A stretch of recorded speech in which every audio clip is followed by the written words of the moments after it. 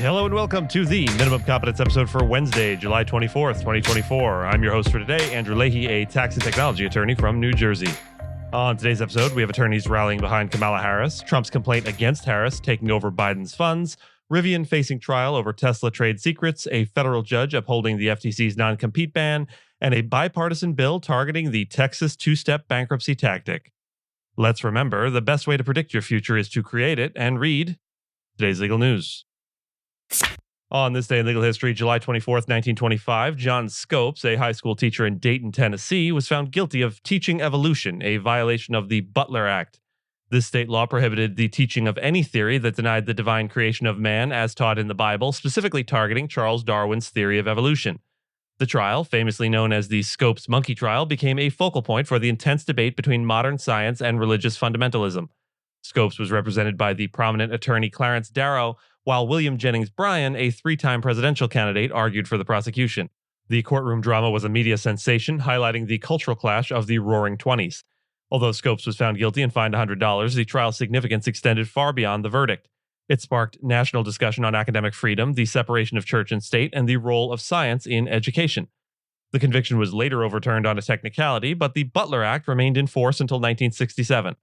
The trial's legacy endures, symbolizing the ongoing struggle between progressive and conservative values in American society. Attorneys are rallying behind Vice President Kamala Harris as she ascends to the top of the Democratic ticket following President Joe Biden's decision to step down. Around 100 law firm partners showed interest in fundraising for Harris right after Biden's announcement. John Hens, a former Kirkland & Ellis partner, is organizing a significant event for her campaign, highlighting a vigorous 4-month effort to the election. Harris has a history of strong support from the legal community, with lawyers contributing over $5 million to her previous campaigns.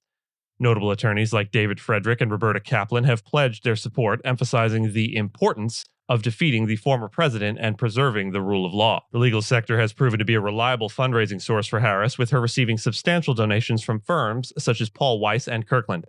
Prominent figures like Brad Karp and Brian Mathis are mobilizing Democratic supporters, while liberal megadonors have already begun to contribute significantly. The Biden campaign infrastructure has transitioned to support Harris, with key leaders and an experienced legal team staying in place. Former U.S. Attorney General Eric Holder and his firm are assisting in vetting potential running mates for Harris. Donald Trump's campaign filed a complaint with the Federal Election Commission, or FEC, contesting Vice President Kamala Harris's takeover of funds raised by President Joe Biden's re-election campaign. After Biden, who was competing closely with Trump, endorsed Harris and ended his bid for re-election, Harris assumed control of Biden's campaign accounts. The Trump campaign accused Harris of committing a significant campaign finance violation, describing it as a brazen money grab. David Warrington, Trump's campaign general counsel, asserted that Harris's actions represented the largest campaign finance violation in American history. However, Saurav Ghosh from the Campaign Legal Center stated that Harris, as the vice presidential candidate, should legally have access to the funds. The FEC has not commented on the unresolved matter and is unlikely to settle the dispute before the November 5th presidential election. Meanwhile, Harris's campaign has dismissed the complaint, emphasizing their strong fundraising success, having raised $100 million since Biden's endorsement. Harris campaign spokesperson Charles Kretschmer-Luttwak criticized the complaint as a baseless tactic by Republicans to distract from their efforts to mobilize voters and win the election. Electric vehicle manufacturer Rivian Automotive will face trial over allegations that it encouraged employees who left Tesla to steal trade secrets. This decision follows a tentative ruling by Judge Theodore C. Zahner of the Santa Clara County Superior Court, who denied Rivian's motion to dismiss the lawsuit. The judge determined that Tesla had provided sufficient evidence to proceed to trial, citing that some Rivian employees were not thoroughly investigated or disciplined regarding the alleged thefts. The dispute began in 2020 when Tesla accused Rivian of systematically poaching its employees and misappropriating confidential information. Although Rivian presented evidence of its internal investigation into the allegations, the judge found it insufficient to conclusively prove the adequacy of their efforts. Rivian has consistently denied the accusations, while Tesla has yet to comment on the recent ruling. A final hearing on the matter is scheduled for Wednesday in Santa Clara Court. A federal judge has upheld the Federal Trade Commission's ban on non-compete agreements, rejecting a challenge by ATS Tree Services, a small Pennsylvania company. Judge Kelly Brisbane Hodge ruled that the FTC has clear authority to issue rules to prevent unfair competition methods.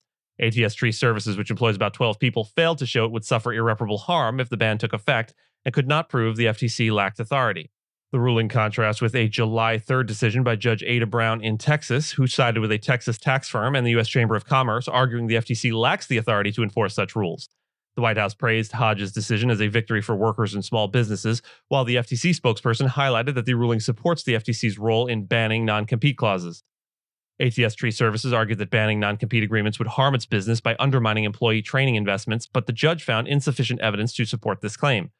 The case reflects a judicial split, with another final ruling on the challenge due by August 30th, potentially impacting the rules set to go into effect on September 4th. A bipartisan group of Congress members introduced the Ending Corporate Bankruptcy Abuse Act to target the Texas two-step bankruptcy tactic used by companies like Johnson & Johnson to manage mass liabilities.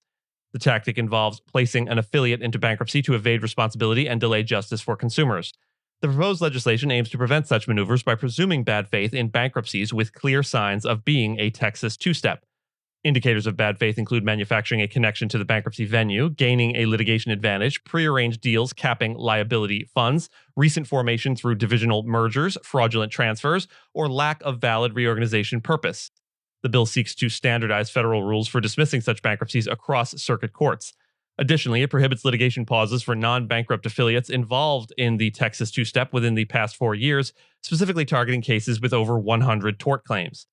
Senator Sheldon Whitehouse, a Democrat from Rhode Island, a co-sponsor, emphasized that the bill ensures victims get their day in court. Representative Lance Goodman, a Republican from Texas, criticized corporations for using the tactic to avoid accountability.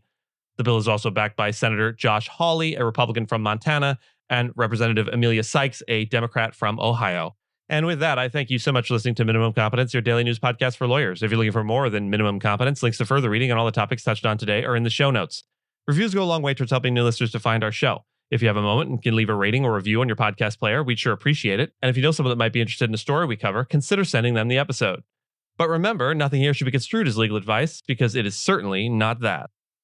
Minimum Competence is available at minimumcomp.com and wherever you get your finely crafted podcasts. If you haven't checked out the website in a while, give it a look. There are complete transcripts and resources for each episode and its corresponding segments, as well as an opportunity to receive new episodes in email, newsletter, form. We'll see you back here tomorrow, and until then, remember, prepare and someday your chance will come.